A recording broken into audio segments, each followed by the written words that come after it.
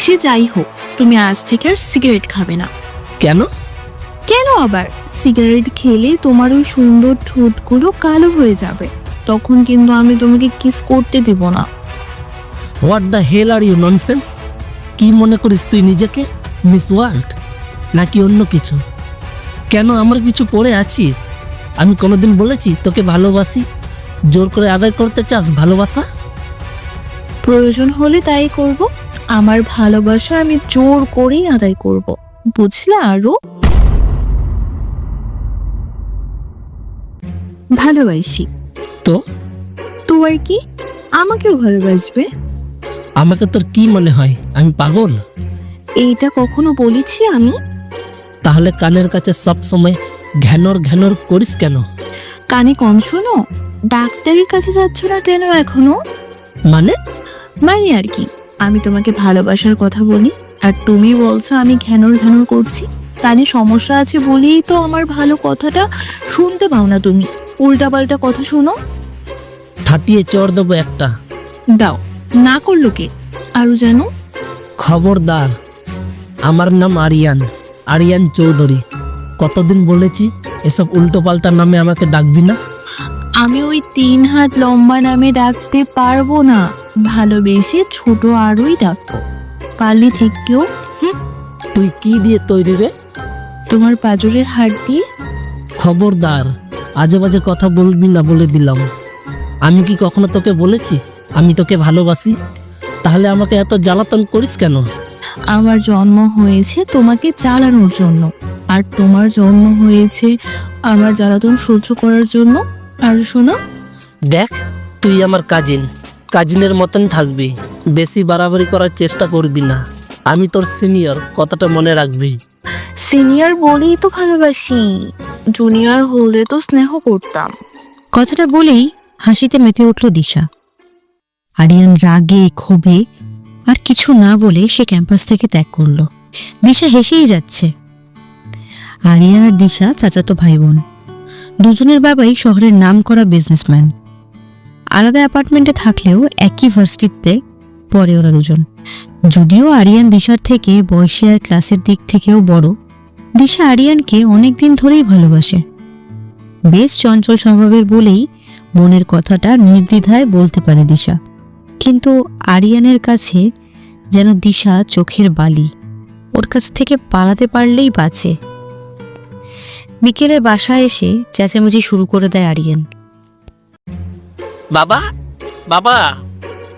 কি রে, কি হয়েছে? বাড়িতে এসেই চিৎকার চেঁচামেচি শুরু করে দিয়েছিস কেন? আঁচলে হাত মুছতে মুছতে বললেন রেহানা বেগম। মা, বাবা কোথায়? তোর বাবা তো এখনো অফিস থেকে ফিরেনি, কেন বলতো? মা, ওই দিশাকে কিছু বলবে? আমার লাইফটা হেল করে দিয়েছে মেয়েটা। ওই মেয়ের জন্য আমি ক্যাম্পাসে গিয়েও শান্তি পাই না। এই বাদর, মেয়ে মেয়ে করছিস কেন? ও না তোর কাজিন? হ্যাঁ, কাজিনকে জাস্ট কাজিনের মতোই থাকতে বলবে। ফোন করে বলে দিও যেন ওর লিমিট ক্রস না করে। বলেই হনহন করে নিজের রুমে চলে গেল আরিয়ান। পিছন থেকে রেহানা বেগম বলতে লাগলেন, যাক বাবা, এর আবার কি হলো? আর দিশাই বা কি করলো? রেহানা বেগম দিশার মায়ের নম্বরে কল দিলেন। কিছুক্ষণ রিং হতেই ওপাশের ফোন রিসিভ হলো। হ্যাঁ, কেমন আছিস আসমা? ভালোই আছি আপা, আপনার কি অবস্থা? ভাইজানের শরীরটা ভালো আছে? হ্যাঁ রে, ভালোই আছে। দিশা কোথায়? রুমেই আছে, ডাকবো? ডাক তো দেখি। দিশার মা দিশাকে ডেকে ফোনটা হাতে দিয়ে চলে গেলেন। হ্যাঁ বড় মা, বলো। এই পাজিমে, আরিয়ানের সাথে কি করেছিস তুই? আরিয়ান যেন কি বড় মা? মায়ের খাবি বলে দিলাম। কি করেছিস কি? বড় মা, তুমি কি আরো কথা বলছো? না, আমার বাপের মাথার কথা বলছি। রাখছি, তোর সাথে কথা বলে পাগল হতে চাই না। হ্যাঁ, তাই করো। আমাদের স্বামী স্ত্রীর কথার মাঝে এসো না। কারা স্বামী স্ত্রী? আমি আর আমার হাজবেন্ড। হায় হায়, এই কি অলক্ষণে কথা! তুই আবার কবে বিয়ে করলি? করিনি, করব। কাকে? আমার আরোকে, বুঝলে? রাখি, বাই বাই, টাটা। ফোনটা কেটে দিল দিশা। আরিয়ানের মা ফোনের দিকে তাকিয়ে আছে আর হাসছে। পরের দিন ক্যাম্পাসে কয়েকজন বান্ধবী নিয়ে বসে আছে দিশা। এমন সময় আরিয়ান ঢুকলো ভার্সিটির প্রাঙ্গণে। দিশা অথৈকে দেখিয়ে বলল, এই দেখ, তোর দুলাভাই চলে এসেছে। কে আমার দুলাভাই? ওই আরো। শোন, ও কিন্তু তোকে পছন্দ করে না। তাহলে তুই কেন বেহায়ার মতো ওর পিছনে পড়ে আছিস? আমার কাছে কিন্তু তোর সব কিছুই বাড়াবাড়ি লাগছে। আরে থাম তো, বক বক করিস না। দেখতে দে, দেখ ওকে কি গর্জিয়াস আর হ্যান্ডসাম লাগছে। সত্যি রে, আজ আরিয়ান ভাইকে সত্যি অনেক হ্যান্ডসাম লাগছে। ওই তোমার বাচ্চা, তুই আমাকে ভাবি বললি কেন? যাক বাবা, আমি আবার তোকে কখন ভাবি বললাম? কানে কালা নাকি? বাজে বকবি না, আমাকে ভাবি কেন ডাকলি সেটা বল। এই, নেশা পানি করেছিস নাকি? আমি ভাবি ডাকলাম কখন? আজব তো। কি রে দিশা, সবসময় এমন পাগলামি কেন করিস? তোকে তো আমার কিছু বলেই নি, আর তুই বলছিস ভাবি ডেকেছে তোকে? হ্যাঁ, ডেকেছি তো। আমি তো নিজের কানে শুনলাম ও আমার আরুকে ভাইয়া ডেকেছে। তাতে কি হয়েছে? আরে বুঝিস না কেন? আরুকে ভাইয়া ডাকা মানেই তো আমাকে ইনডিরেক্টলি ভাবি ডাকা। দুলাভাই কেন ডাকলো না? নেকা নেকা কান্না করে বলতে লাগলো কথাগুলো। তমা আর অথই দুজনেই বোকা বনে গেল।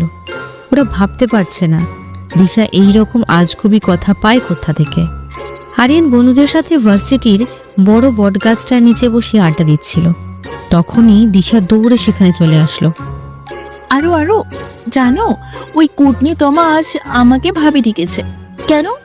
তোমাকে দুলাভাই ডাকলে কি তুমি রাগ করতে? আমি তো জানি তুমি রাগ করতেই পারতে না, বরং খুশি হতে। ঠিক বলছি না? এই মেয়ে, সমস্যা কি তোর? হবু বউকে কেউ মেয়ে বলে পোকা? কে আমার হবু বউ? আমি? এইবার কিন্তু বেশি হয়ে যাচ্ছে। আমি কিন্তু চাচাকে বলে দেব। ভালোই হবে, আমাদের বিয়ের ডেটটা তাহলে তাড়াতাড়ি ফিক্সড করে নেবে তারা। আমরা তাড়াতাড়ি একে অপরের কাছাকাছি আসতে পারবো। যাই হোক, কবে বলবি বাবাকে? এ কে রে ভাই? বলি এক আর বুঝে আর এক। আমি ঠিকই বুঝি, তুমিই বুঝতে চাও না। যাবি এখান থেকে? যদি না যাস তাহলে দেব 2টা চর। কোথায় দেবে? মানে? চরগুলি কোথায় দেবে জিজ্ঞাসা করলাম। আমার মাথায়। তো দাও না, আমাকে বলছো কেন? মাথায় চোর খেলে মাথার চটগুলো খুলবে, তাহলে আমার কথাগুলো তোমার মাথায় তাড়াতাড়ি ঢুকবে। তুই যাবি এখান থেকে? যাচ্ছি। এভাবে মানুষ মানুষকে ধমক দেয়? হন হন করে চলে গেল দিশা। আরিয়ান কপাল কুঁচকে হেসে সেদিকে তাকিয়ে আছে। যাই বল, মেয়েটা কিন্তু তোকে সত্যি অনেক ভালোবাসে। কি বললি? ভালোবাসে? এইসব ছেঁচড়া মেয়ের ছেঁচড়া ভালোবাসা কোনো দরকার নেই আমার, বুঝলি তুই? ছেঁচা বলছিস কেন? ও তো তোর কাজিন, তাই না? আর ভালোবাসা কি কখনো ছেঁচা হয়? কাজিন বলে কি আমার মাথা কিনে নিয়েছে? আর এই কাজিনের অজুহাতেই ওর বার বেড়েছে। আমিও কিছু বলতে পারছি না, শুধু আমার কাজিন তাই। না হলে যেভাবে আমার পিছু ছেঁচড়ার মতন পড়ে আছে, কবেই ওর শিক্ষা দিয়ে দিতাম। দূর পাগলা, তুই ভালোবাসার মানেই বুঝিস না। তুই তো খুব বুঝিস, এইবার চুপ থাক। দেখতে পাচ্ছিস না ওই মেয়ের জ্বালায় বেচারা কি ডিপ্রেশনে আছে? আচ্ছা, তোর কেমন মেয়ে পছন্দ আরিয়ান? জানি না বন্ধু, কিন্তু এই ছেঁচড়া মার্কা মেয়ে যে আমার পছন্দ না সেটা জেনে রাখ। বুঝলাম না, দিশাকেও তোর ভালো লাগে না? তোর কেমন মেয়ে পছন্দ সেটা জানিস না? তাহলে কি জানিস তুই? বাদ দে না ভাই, কেমন মেয়ে আমার পছন্দ সেটা সময়ই বলে দেবে। ওকে, তাহলে চল উঠি এইবার। রাতে বাড়িতে ডাইনিংয়ে খেতে বসলো আরিয়ান, সাথে মা আর বাবা। সবাই খাচ্ছে। এমন সময় কাশতে শুরু করলো আরিয়ান। মা, পানি দাও তাড়াতাড়ি। এই নাও। পানির গ্লাসটা হাতে নিয়ে ডকডক করে সবটা পানি খেয়ে নিল আরিয়ান। আবারও ভাত খাওয়া শুরু করতেই কিছু মনে বাজলো তার। মাকে বলল, মা, তুমি তো আমাকে পানি দাওনি। আর সিলুও তো ছুটিতে গ্রামে গেছে, তাহলে আমাকে পানি দিল কে? তোমার বউ দিয়েছে। আরিয়ানের কানের কাছে চিৎকার দিয়ে বলে উঠল দিশা। ওর কথা শুনে আরিয়ান সহ সবারই হার্ট অ্যাটাক করার মতন অবস্থা।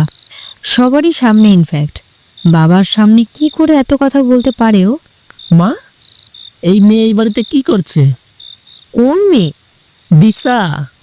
এটা কোন ধরনের কথা আরিয়ান? এইটা দিশা চাচার বাড়ি, যখন খুশি তখনই আসতে পারে। এতে এত কথার কি আছে? ঠিক আছে মা, কিন্তু তখন বাবার সামনে ও এসব বাজে কথা বললো কেন? কোন বাজে কথা? বললে যে আমার বউ। ও, এই কথা? তা ওর কথাকে এত সিরিয়াসলি নিস কেন তুই? জানিস না মেয়েটা অনেক দুষ্টুমি করে, এইসব বলে। ছোট্ট একটা মেয়ে। ও এতটাও ছোট না মা, ভার্সিটিতে পড়ে। আর ওর এইসব দুষ্টুমি ওর কাছেই রাখতে বলবে, আমার কাছে যেন না আসে। রাগে হন হন করতে করতে ছাদে গিয়ে বসলো আরিয়ান। রাগে ফুঁসছে সে, যাকে সে সহ্যই করতে পারে না, আর সে কিনা ওর জীবনটা হেল করে দিচ্ছে। একটা সিগারেট ধরালো আরিয়ান। চোখ বন্ধ করে সিগারেট টানছে আর রাতের অপরূপ দৃশ্য অবলোকন করছে সে। হঠাৎ করেই হাত থেকে সিগারেটটা উধাও হয়ে গেল। কেউ যেন সিগারেটটা টেনে নিয়ে গেছে। চোখ খুলে দেখলো সামনে দিশা দাঁড়িয়ে, আর ওর হাতে আরিয়ানের সিগারেটটা। রাগে দিশার মাথা ফাটিয়ে দিতে ইচ্ছা করছে আরিয়ানের। তবুও নিজের রাগটাকে কিছুটা কন্ট্রোল করে বলল, তুই এখানে কেন? এমনি। তুমি এখানে কি করছো? আর ভণ্ড ছেলেদের মতো সিগারেট খাচ্ছ কেন? এইটা আমার বাড়ি, আমি যখন খুশি এখানে আসবো, তাতে তোর কোনো প্রবলেম? আর সিগারেট খাবো এটা একান্তই আমার পার্সোনাল ম্যাটার। আর আমার পার্সোনাল কাজে নাক গলাতে আসবি না, ফল অনেক খারাপ হবে। সে যাই হোক, তুমি আজ থেকে আর সিগারেট খাবে না। কেন? কেন আবার? সিগারেট খেলে তোমার ওই সুন্দর ঠোঁটগুলো কালো হয়ে যাবে, তখন কিন্তু আমি তোমাকে কিস করতে দিব না। What the hell are you nonsense? কি মনে করিস তুই নিজেকে, মিস ওয়ার্ল্ড নাকি অন্য কিছু? কেন আমার কিছু পড়ে আছিস? আমি কোনোদিন বলেছি তোকে ভালোবাসি? জোর করে আদায় করতে চাস ভালোবাসা? প্রয়োজন হলে তাই করব। আমার ভালোবাসা আমি জোর করেই আদায় করব, বুঝলে? আরো তুই আসলেই একটা বাজে মেয়ে। যা খুশি তাই বলো। এইসব কথা আমার এক কানে ঢুকবে আর এক কান দিয়ে বের হয়ে যাবে। দূর, পড়ে থাক তুই ছাদে। আরিয়ান দিশাকে ছাদে একা রেখেই চলে আসলো নিচে। দিশা আরিয়ানের যাওয়া দেখছে আর হাসছে। আসলে আরিয়ানকে রাগাতে দিশার ভালোই লাগে। পরের দিন সকালে ব্রেকফাস্ট সেরে আরিয়ান নিজের বাইক নিয়ে ভার্সিটির উদ্দেশ্যে রওনা হলো। দিশাও দৌড়ে গিয়ে বাইকের পিছনে গিয়ে বসলো। এই, তুই এখানে বসলি কেন? নাম বলছি। কেন নামবো? তুমিও ভার্সিটি যাবে, আমিও ভার্সিটি যাব, একসাথেই যাই, সমস্যা কি? অনেক সমস্যা, নাম তুই। চাচা, চাচি। ওই, তুই এভাবে সারের মতন চেঁচাচ্ছিস কেন? তুমি আমাকে না নিয়ে গেলে চাচাকে বলে দেব তোমার গার্লফ্রেন্ড রাগ করবে বলে আমাকে তোমার বাইকে নিচ্ছ না। মানে? ব্ল্যাকমেল। দেখে নেবো তোকে। অনেক সময় পাবা দেখার, এখন ভার্সিটি যাই, সময় কম। আরিয়ান বাইকটা স্টার্ট দিয়ে চলে গেল ফুল স্পিডে। 20 মিনিটের রাস্তা 10 মিনিটে পৌঁছে গেল। ভার্সিটির ভেতরে কোনো মতে ঢুকেই বাইকটা থামিয়ে দিল সে। নাম এখন। ওকে আর শোনা, বাজে কথা রাখ, যা এখান থেকে।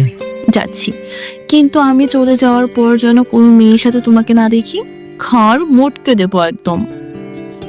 দিশা চলে গেল নিজের ক্লাসরুমে। দিশার যাওয়াতে আরিয়ান যেন হাফ ছেড়ে বাঁচল। অনেকদিন কেটে গেল। আরিয়ানের উপর দিশার করা অত্যাচারগুলো যেন আরো বেড়ে গেল। আরিয়ান পদে পদে ওকে অপমান করছে, কিন্তু সেগুলো যেন দিশার গায়েই মাখছে না। একদিন সকালে ভার্সিটি যাওয়ার জন্য তৈরি হচ্ছিল দিশা। এমন সময় দিশার মা এসে দিশার সামনে এসে দাঁড়ালো। হাব ভাব মনে হচ্ছে খুব রেগে আছেন তিনি। সেদিকে ভ্রুক্ষেপ না করে মাকে জিজ্ঞাসা করলো দিশা, কি ব্যাপার, কিছু বলবে মা? তুই কি এখনো বাচ্চা আছিস দিশা? হঠাৎ এসব বলছো কেন? তুই আরিয়ানের সাথে এমন কেন করছিস? তুই এখন বড় হয়েছিস, সেটা তোর বোঝা দরকার। কি? আরুর সাথে আমি কি করেছি? খবরদার, একদম আজেবাজে নাম বলবি না। আরিয়ান আমাকে ফোন করে সব বলেছে। তুই কেন ওর সাথে সারাক্ষণ ঝামেলা করিস? ওই ওই বাদল আমার নামে তোমার কাছে নালিশ করেছে? দাঁড়াও, দেখাচ্ছি মজা। খবরদার, আর কোনো উল্টোপাল্টা কিছু করবি না। দেখোই না কি হয়। মায়ের কাছ থেকে নিজের রুমে চলে এলো দিশা। আরিয়ানকে ফোন দিল সে। কয়েকবার রিং বেজে কেটে গেল, কিন্তু রিসিভ হলো না। আরেকবার কল দিতেই ফোনটা রিসিভ হলো। হ্যালো, আরো তুমি কোথায়? সেটা জেনে তুই কি করবি? প্লিজ বলো, দরকার আছে। ফোন রাখ, বিরক্ত করবি না। বলো না কোথায় আছো। আরিয়ান ইচ্ছার বিরুদ্ধেই নিজের অবস্থান জানালো দিশাকে। অনেক জেদ করছিল, তাই দিশা 15 মিনিটে সে স্থানে পৌঁছে গেল। আরিয়ান সহ আরো কয়েকজন বন্ধু ভার্সিটির সামনে একটা স্টলের বেঞ্চে বসেছিল। দিশা সেখানে গিয়েই কাউকে কল দিল। কিছুক্ষণ পর একটা মেয়ে আসলো সেখানে। মেয়েটা কিছু একটার সাথে পা লেগে পড়ে যেতে গেলেই আরিয়ান তাড়াতাড়ি এসে মেয়েটাকে দুহাতে ধরে ফেলে, আর দিশা সাথে সাথে সেটা ক্যামেরা বন্দি করে নেয়। দিশা মুচকি হাসতে থাকে। আসলে প্যান্টটা দিশারই ছিল, আর মেয়েটাও দিশারই একটা বান্ধবী, নাম লিজা। দিশাই ওকে আরিয়ানের সামনে এসে পড়ে যাওয়ার অভিনয় করতে বলেছিল।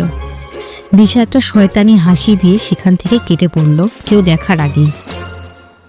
বিকেলে সবেমাত্র আরিয়ান বাড়িতে ফিরেছে। এমন সময় আরিয়ানের বাবা বেশ কড়া চোখে ছেলের পথ আটকালেন। আরিয়ান বেশ অবাক হলো বাবার বিহেভিয়ারে। কি হয়েছে বাবা? কি হয়েছে এটা তুই জিজ্ঞাসা করছিস? জানিস না কি হয়েছে? না তো, কি হয়েছে? মা বলো তো কি হয়েছে? বাবা এমন করছে কেন? ভাবতেও আমার ঘৃণা লাগছে। তুই আমার ছেলে, প্রেম করেছিস ভালো কথা, তাই বলে নিজের মান সম্মান, আমার মান সম্মানের মাথাকে রাস্তাঘাটে যা ইচ্ছা তাই করবি? হ্যাঁ, মানে বুঝলাম না কিছু। কি করেছি আমি? এগুলো কি? ছবিগুলো আরিয়ানের সামনে ধরল আরিয়ানের বাবা। ছবিগুলো দেখে আরিয়ান বেশ অবাক। এটাই তো সেই মেয়েটা যাকে সকালে পড়ে যাওয়ার হাত থেকে বাঁচিয়েছে আরিয়ান। এইসব ছবি কে তুললো আর বাবার কাছেই বা এলো কি করে? কি বলছি উত্তর দাও। হ্যাঁ, বলি রোমান্স করার জায়গার কি অভাব পড়েছে যে পাবলিক প্লেসে তোমার যা খুশি তাই করতে হবে? হ্যাঁ বাবা, এইটা তো আমি। থাক, আর বলতে হবে না। এখন থেকে ক্যারেক্টার ঠিক করার চেষ্টা করো। তোমার সম্মানের ভয় না থাকলেও আমার আছে। কথাগুলো বলে আরিয়ানের সামনে থেকে চলে গেল বাবা। আরিয়ানের মাথায় কিছু ঢুকছে না, মাথা হ্যাং হয়ে আসছে। এমন সময় একটা হাসির আওয়াজ এলো তার কানে। পাশে তাকিয়ে দেখলো কিছুটা দূরে দিশা দাঁড়িয়ে তার দিকে তাকিয়ে আসছে। আরিয়ানের আর কিছু বুঝতে বাকি নেই এটা কার কাজ। তবুও কিছু বলল না সে। নিজের রুমে চলে গেল। নিজেকে শান্ত করতে পারছে না আরিয়ান। ছাদে চলে গেল সে। গিয়ে দেখলো ছাদের কর্নারে দোলনায় দিশা বসে আছে। আরিয়ান আস্তে আস্তে দিশার পাশে গিয়ে দাঁড়ালো। দিশা এক পলক আরিয়ানের দিকে তাকিয়ে আবারও চোখ নামিয়ে নিল। কেন করছিস এমন? কি করেছি? আমি ভালো করেই জানি কাজটা তোর, আর সেই মেয়েটা যে তোর বান্ধবী সেটাও জানি। পড়ে যাচ্ছিল, ভাবলাম পড়ে গেলে ব্যথা পাবে, তাই ধরেছিলাম, আর তুই এটাই ইউজ করলি। এটা তো আমার প্ল্যান ছিল তোমাকে সাহায্য করার। মানে হলো তুমি আমার নামে আমার মায়ের কাছে নালিশ করে আমাকে বকা শুনিয়েছো, তাই আমিও একটা ছোট গেম খেলে তোমাকে বকা শোনালাম। 50-50। আজকের পর থেকে তোর প্রতি ঘৃণা আমার আরো বেড়ে গেল রে। আরিয়ানার 1 মিনিটও না দাঁড়িয়ে থেকে নিচে চলে আসলো। দিশা ছলছল চোখে ওর দিকে তাকিয়ে আছে। এই প্রথম আরিয়ানের বলা কটূক্তি তার মনে দাগ কেটেছে।